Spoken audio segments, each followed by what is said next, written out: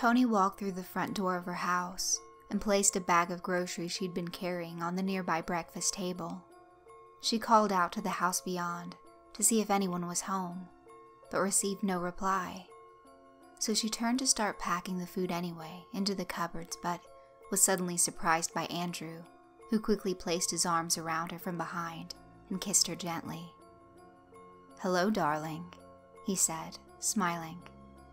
"That's Captain Darling to you," Tony replied, giggling. "How was your day at the firm?" she asked.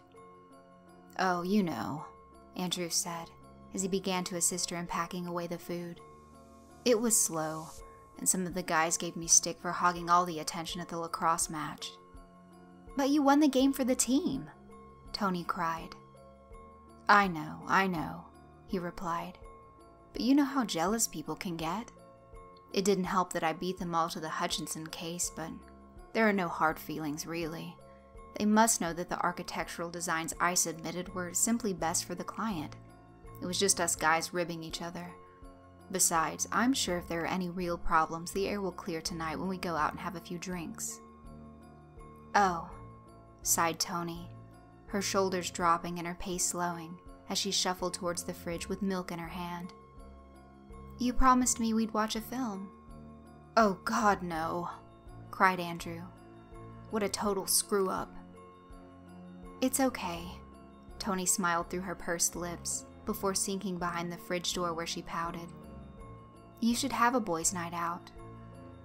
"Darling," Andrew said, his face appearing from just around the door. "Do you really think I want to spend time with the guys instead of you?" "I don't know," she squeaked. "Sunshine," Andrew said, his hand resting beneath her chin and his wholesome smile radiating next to the white, glowing fridge door. "The boys can be a bit of fun now and then, but they're awfully boring, and I don't like the way they talk about women." "Are you sure?" asked Tony, her face beginning to glow with happiness once more. "Are you sure you want to stay in with me and watch The Fault in Our Stars?" "Oh, please!" exclaimed Andrew. "Like I'd ever choose the pub over you." "Oh, Tony! Tony!" Tony heard a man shouting at her, and she felt her skin crawl in recognition. "Hey, man, how you doing?" The ugly, gaunt, lanky, and tracksuit-clad man started to run across the street towards the bus stop that Tony was sitting at. "Fucking hell," he declared loudly once he'd reached her. "Barely recognized you. How's it going?" "I'm good. Thanks, Skit. How are you?" Tony asked, surveying the man who was 3 teeth down from when she saw him last.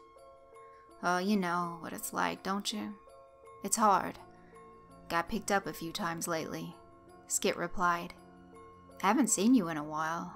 You clean now?"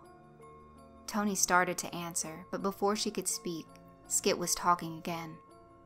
"Oh, of course you are. You look great. Keeping up with the hormones, eh?" Skit tapped Tony on the arm, and catching her eye, he winked and smiled. "What you go by now? Seemed to remember you saying something about Alice, was it? Of course, you were only just starting to transition back then." "It's Tony," she answered, trying her best to stay composed. "Tony with an I." "Oh!" cried Skid. "That's well clever. Tony becomes Tony. I like it. Why not Alice, though? You liked Alice far as I remember it." Tony began to answer when, once again, Skit interrupted her. "No, wait, let me guess. Prick father of yours, was it? Probably the only way you'd get him to call you the name you wanted, am I right?"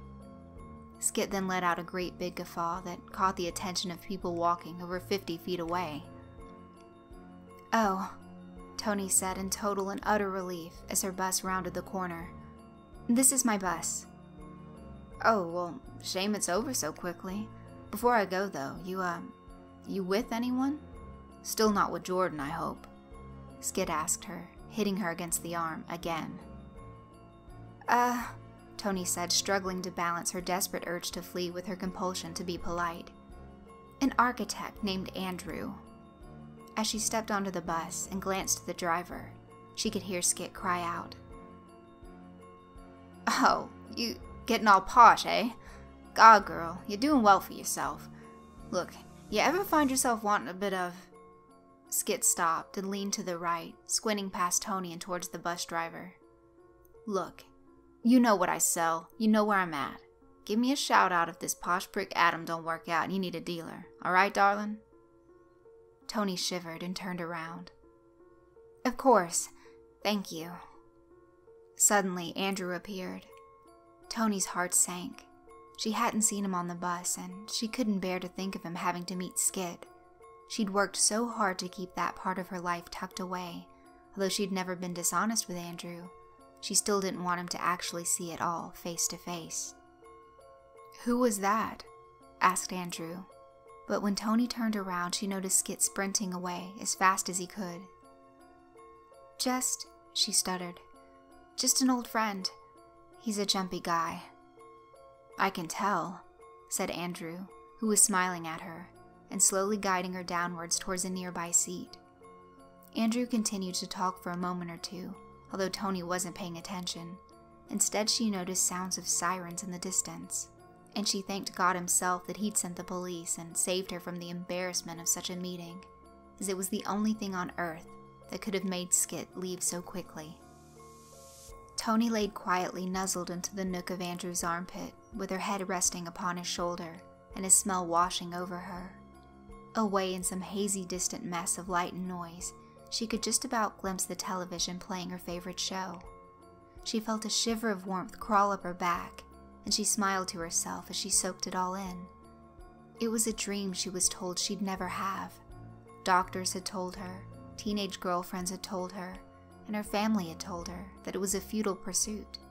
Once she'd grown up, a few boyfriends made it clear to her that they wouldn't want to stay with her if she persisted with the transition, but she kept on with it, because it was who she was. And lying there, with nothing but Andrew's skin against her cheek, she almost felt like laughing, because she realized that she'd also spent her whole life telling herself she would never have it either. And yet, she had it. Suddenly, Andrew shuffled in his sleep and began to snore. Tony giggled to herself and raised her head a little to glance up at him.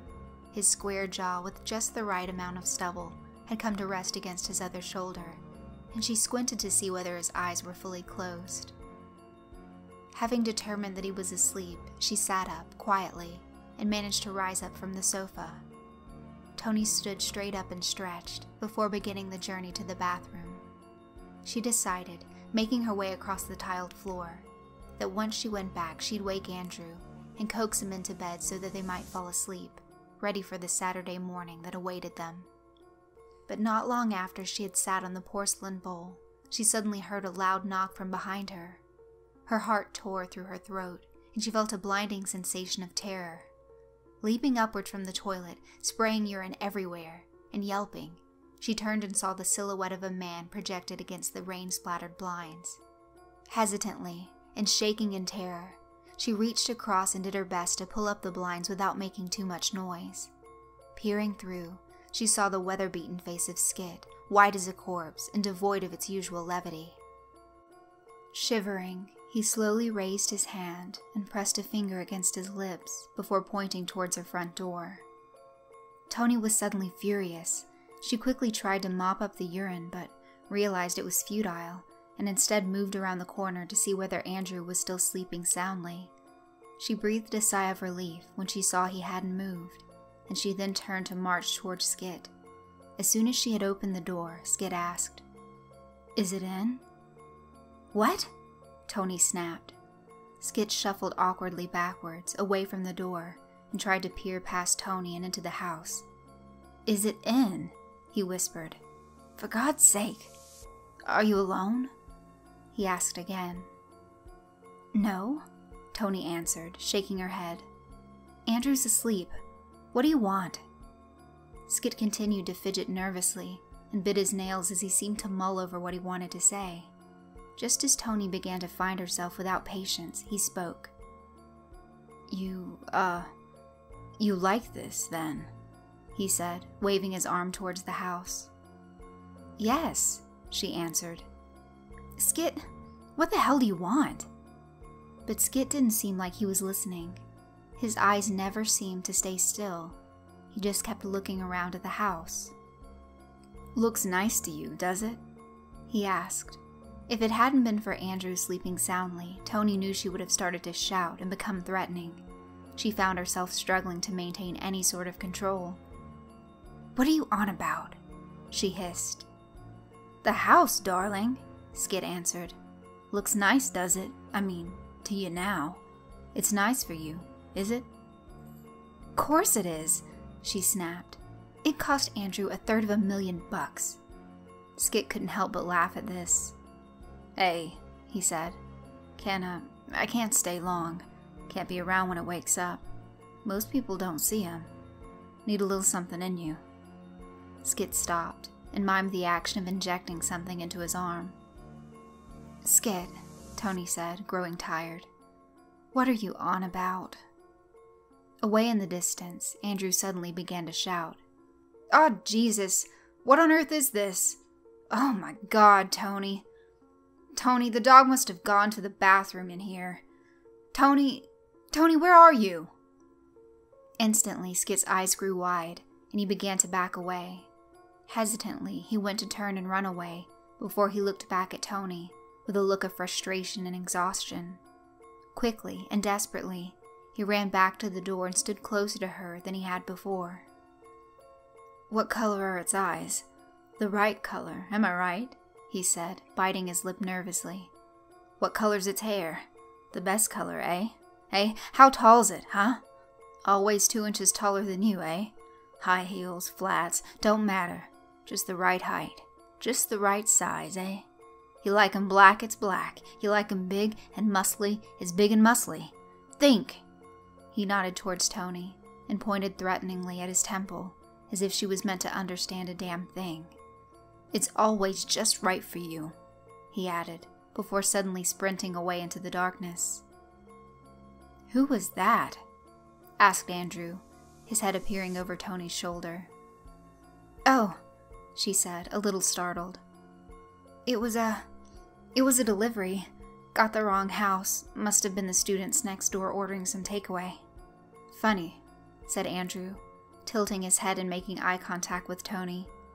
We don't have neighbors around here. Tony paused and looked around at the street. It was empty, except for their house. Of course, she said, smiling. We've never had any neighbors, have we? Silly me. She turned and began to kiss Andrew as she shut the front door behind her. Skit stood in front of the mirror. Beyond the door, he could hear the tremendous din of a busy cafe, and he felt somewhat vulnerable. But he didn't have his own working shower, so he had to work with what he had. He leaned down over the sink and began to scrub his face and wash his hair with a set of stolen toiletries. Once he was finished, he took a bag and removed from it a pair of low-end suit trousers, a standard white shirt, a pair of shoes, and some socks. He chuckled quietly and thought to himself, "Thank God for self-checkout," before getting changed into his new clothes. Once done, he reached again into the bag and retrieved a pack of baby wipes and thoroughly wiped away at his neck, ears, until he was relatively clean. He washed his hands, trying his best to remove the layers of dirt that hid between the cracked skin and calluses, until he finally settled on the conclusion that his disguise was as good as it was going to get. Nervously, he took one final breath before unlocking the door to the disabled toilets and stepping out into the noisy and deeply unsettling atmosphere of the Starbucks cafe he'd been hiding in. He grimaced as he approached the counter and prepared to complete his disguise with one final touch. Grande, caramel. He paused and squinted at the menu. Grande caramel mocha. Macchiato? Chirped the pretty young girl behind the counter. Yeah. He nodded and smiled as she rushed away to make the coffee. When she returned a moment later, he paid for his coffee before slinking away to the corner to sit and wait quietly. He sat patiently for about 10 minutes until Tony appeared by the door, and he watched everyone in the shop become unsettlingly quiet. Everyone stopped what they were doing. the whole world came to a halt. He had become quiet too. He had to pretend.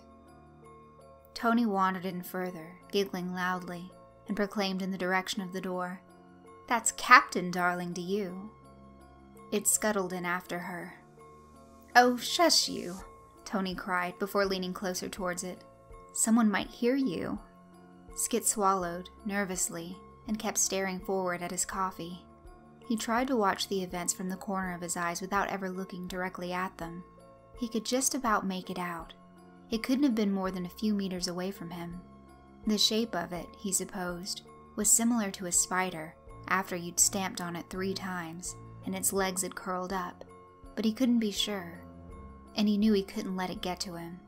He had to focus on Tony, who had, by now, with very little thought, placed her bag down on the floor, near the table closest to the entrance. It was no more than 6 or 7 inches from Skit's foot. It was a simple, clear plastic bag from Boots, a pharmacy, filled with the usual things a person would buy from there, which included painkillers. Tony walked up to the counter where the barista had remained frozen, like everyone else in the shop. "What a funny smell!" exclaimed Tony. She couldn't see that the barista had been stopped in time as scalding water from the coffee machine poured over her arm. "Oh," Tony smiled at nothing. "That sounds fantastic, but no thank you. My husband, Andrew." She nodded and gestured towards the flittering, indistinct mass of arthropod legs. "He's the one who likes coffee. He'd like a tall Americano with an extra shot of espresso." Tony waited and tapped quirkily at the checkout. Nothing was moving.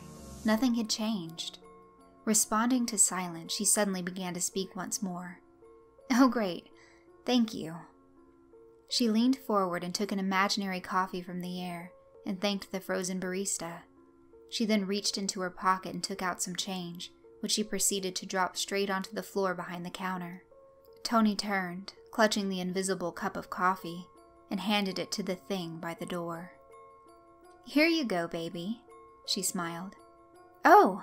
she cried out loud, laughing hysterically. "Andrew, stop it. Keep it to yourself, at least in public." Skit's heart was in his throat. He couldn't move. He just had to watch the strange and inexplicable display.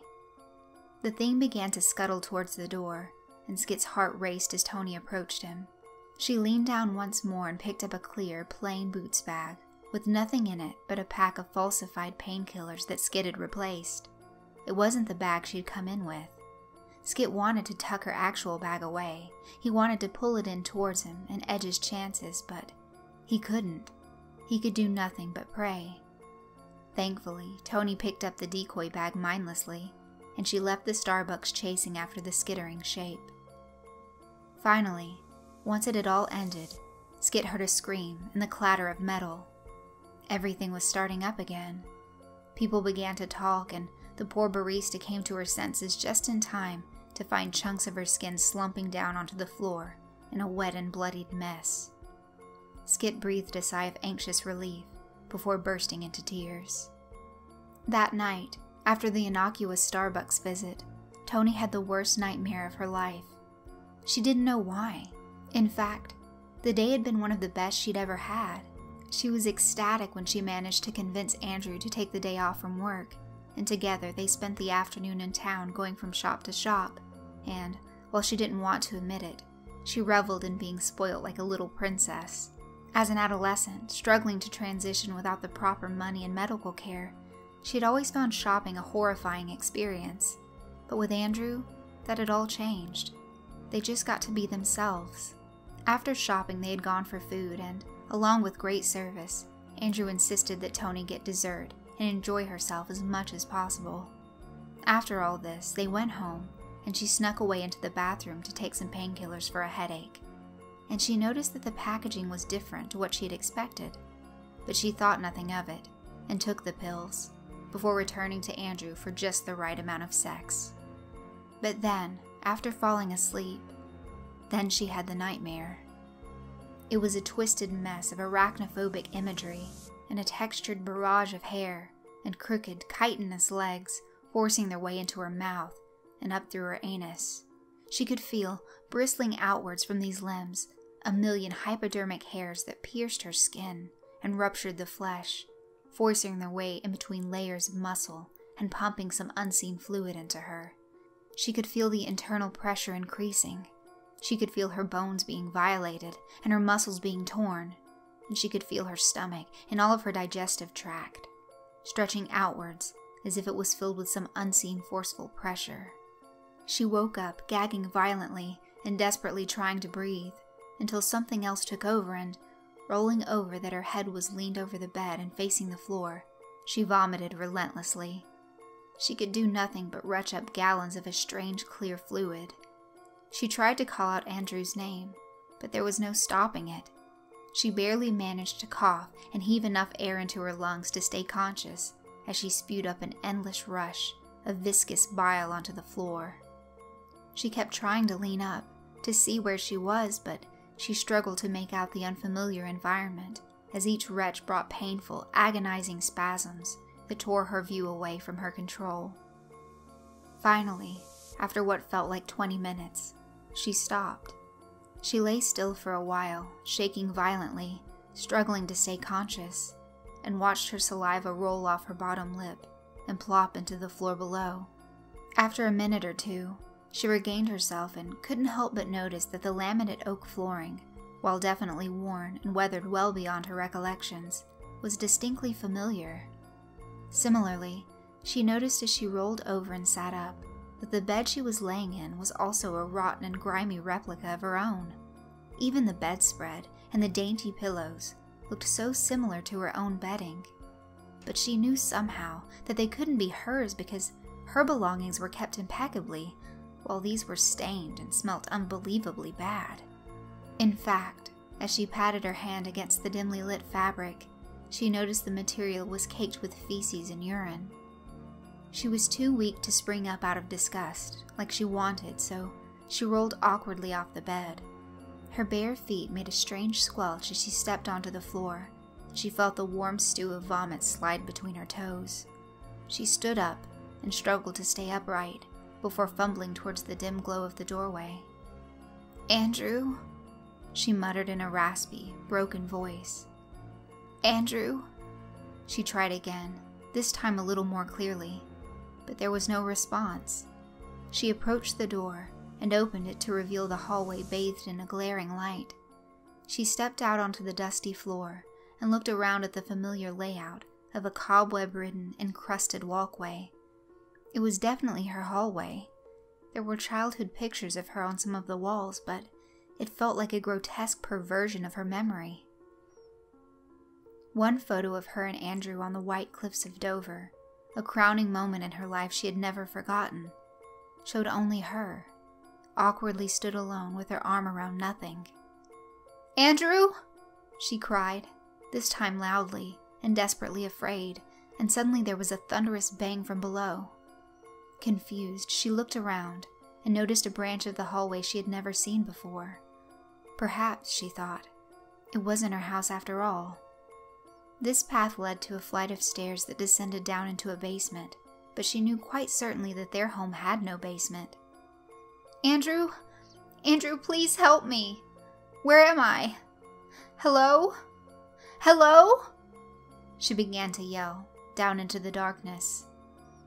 She looked and saw the steps fade away, stretching downwards from the light cast by the hallway above. Suddenly, out of nowhere, a strange mass, a column as wide as a lamppost and as long as a man, and covered in hairs as thick as a cigarette, slumped violently down upon the furthest step and up against the wall. Tony let out a shrill scream, when suddenly another one, as if unfurling from the darkness itself, slapped against the second step. And then another leg appeared, and then another. Tony backed away from the door, pushing herself up against the wall, unable to stop herself from screaming as she watched this nightmare unfold before her eyes. One after another, an endless supply of legs ascended the wall and steps, until finally it reached the top. Out of the darkness, it rose up. An unfathomable cacophony of visual noise stood before her, its legs violently belching outwards from some barely discernible central mass and making contact with every surrounding surface until nothing behind it could be seen. The limbs were at once stiff and malleable, and the moment one of its foul and warped limbs touched a surface, a corruption of silk grew outwards from the point of contact, like the cracks in shattered glass. It never seemed to stop growing, no matter how long it remained still. Tony was screaming at the top of her voice. She could feel her throat dry and ache, but no matter what she did, she couldn't stop. Instead, she fell downwards against the wall, until finally, her incessant screaming waned and she began to sob, messily and uncontrollably. The knot of writhing limbs at the center of this mess inched forward, erratically, and Tony let out a yelp like a frightened dog. She tried to look away and shut her eyes, but before she could, the slithering knot revealed an orb the size of a basketball from its central bundle. She could see herself in the reflection, and she looked like a snotty pink girl, heaving frantically. The obsidian ball rotated in the socket of shifting tentacles, and it seemed to assess her clinically, before, with shutter-like speed, the entire mess moved backwards and twisted anxiously from side to side. It refocused once more on Tony, and from somewhere within itself a thunderous, alien rumble droned outwards. Tentatively, it stretched one lone tentacle outwards and moved it towards Tony. She screamed and began to shuffle helplessly backwards, but it was too quick. She could do nothing but watch as it changed before her eyes, flickering from a slithering tentacle into an insect-like antenna, until it finally made contact with the skin of her arm. Immediately, the hairs shot out and pierced her skin. Tony felt the most unbearable pain. Screaming in agony, she wrenched her arm away, snapping the suddenly fragile and glass-like needles in place. The knot winced backwards, seemingly in pain, and Tony watched the stiff hairs quickly turn soft in her arms and begin to burrow. The pain was so intense she tried to pull them out, but they were far too quick, and even the one or two that she managed to rip forcefully out from her skin just turned around and immediately penetrated her palm and slithered away down that route instead. The effect was immediate. She felt her head loosen, her skin grew warm, and her mood shifted. She looked around her and felt everything turn fuzzy. It was a strange feeling. Not even heroin had come close to feeling as good as she did in that moment. Everything washed away. All her fear, all her terror turned into nothing as she lost consciousness. She woke up the following morning in her own bed, sobbing and screaming. "Tony?" screamed Andrew from the kitchen far away. "Tony?" His face appeared around the door, and in no time at all, he had his arms wrapped around her, cradling the hysterical girl in his arms. "It's okay," he whispered, stroking her hair. "It's all okay, baby. Everything's going to be fine. Someone spiked you, that's all, babe. You don't remember, but we went to a bar. Someone spiked your drink and you had the worst reaction. They put heroin in your drink. Can you believe it? Someone slipped you that horrible, nasty drug." Tony nestled into his arms, her head resting perfectly beneath his chin. Skit watched Tony step onto the bus and sit down by herself near the front. He watched for as long as he could, and waited until he was positive she was alone. He crossed the street and walked towards her, trying his best not to catch her attention until he was closer. "You okay?" he asked, stepping onto the bus. Tony didn't respond immediately. She just remained staring at the pavement. "Yeah," she replied, after a second or two had passed. It doesn't like opiates, believe it or not," he said, hoping she knew what he meant. "It hates them, in fact. Don't know how it does it. Think it's to do with the little, I guess they're hairs, that it grows out." Skit paused for just a moment and looked across at Tony, who seemed indifferent somehow. He knew that what he'd done would have resulted in a nightmarish experience, so he continued. "It's tough to really know what is or isn't real around them. I think they can tap right into your head with those little hairs." "Why?" Tony said. Her voice was quiet, and she trembled when speaking. "Why do you think they do what they do?" "I don't know," Skit answered. they pick people like us most of the time. I think they pick people who've suffered, people no one gives a shit about. I know they really like people without a family. I think they use us for something. I've thought about it a lot. I think we might be some kind of chemical filter, or maybe they use us for digestion. Whatever it is, they use us up, and when they're done, they just throw us away. What do you mean, throw you away? Tony asked, her tone of voice becoming a little firmer as she asked. I don't know, Skit replied. It wasn't me, you see. It was this girl I knew. She used to like ecstasy, but one night I was all out, and when she came to me, I just kind of thought it'd be funny to give her something else, so I gave her these painkillers, and she went back to her flat and took some, and Jesus, I just heard this explosion. I ran out, and the door was blown off the hinges, and well, there was no she. It was like the room had been painted. And just around the corner of a front door was a stairwell for the block of flats, and I remember just seeing the light flicker for a moment, and Skit paused for a moment, and he went noticeably white. It stayed there, like it thought I couldn't see it. But I could. And I was just stuck there on the spot, terrified, staring at this thing, and then the weirdest thing happened. The guy in the flat above, he just walked up the stairs, right past it. And he didn't notice.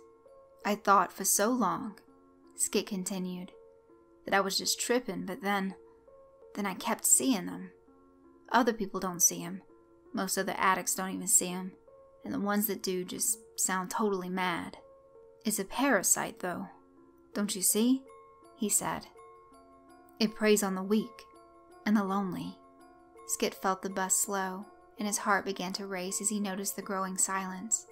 He turned and looked at Tony, whose face just wouldn't stop changing, like the words in a dream. And he looked at the frozen people across the street, and he himself grew unable to move. Ahead on the road, a woman, plastic bags full of food wrapped around her wrists, stopped still, and Skit could do nothing as he watched the bus carry on forward and roll over her with a dreadful bump. The girl turned to Skit and placed her hand on his thigh and smiled remorsefully. We don't pick on the weak, she smiled. That's like saying a charity preys on the homeless, or describing a couple who rescue a stray dog as victimizing it. And we don't use anything up. You call us parasites, and that's actually pretty offensive. We have so much love to give, unspeakable amounts, and we enjoy having you as companions. Skit felt sick with fear as the magnitude of the situation dawned on him. He tried to speak, but he couldn't. Well, what happened, happened, she continued chirpily. Opiates hurt us worse than they could hurt you, and, Skit, to be frank, they've hurt you. At least we don't get addicted. And if we know it's coming, it's not too bad, but that night you caught me off guard. Normally we can fix anything. See? Tony tapped Skit on the arm and pointed towards the same woman who had just been run over. She was standing now and had walked up to the side of the bus to look at Skit and wave. I mean, the girl continued, we break every bone in your body making love, and we just put it all back together come morning. Oh, and Andrew, by the way? The girl turned to Skit and poked him on the leg pointedly. He is very upset. You really hurt his feelings. Why would you do that, James? No reason to break that sweet couple up. Andrew's a good guy as well. He's young, too. Only a few centuries old. I mean, what did you even want? The girl stopped and waited for Skit's reply, until she quickly remembered her actions and loosened his lips. Well? She asked. I just wanted the truth, Skit stuttered, tears streaming from his eyes. I wanted her to see what you things do. We do a lot, Tony answered. But Skit, just for you, I'll do even more. I spoke to Andrew, who was nice enough to call in a favor for me. Now, I can't give you Tony. She's with Andrew, and he's already jealous enough about the attention you've given her. It was only at the last moment he managed to turn things around, and it's important to him that he doesn't have to make her love him, even if it would be so little work to him. But I can still look like Tony for you. I can be Tony, and a lot more, too. I'll have a different hair color every day, just for you. When you see a cute girl with freckles, you'll look back at me, and I'll have freckles. I'll be skinny, I'll be lithe, I'll be buxom and curvy, and tall and short, all at the same time. It'll only be 4 or 5 decades at most, and what's that to me? Tony moved her hand up Skit's thighs, and he felt her fingers tighten around his leg. He watched, unable to move, as this young girl leaned across and put her arms around him, hugging him tightly. Her soft head rested against his shoulders, and her hair smelled of coconuts and tickled his nose. It won't be a bad life for you, James. I can be very accommodating. Well, the girl chuckled to herself, you'll be very accommodating.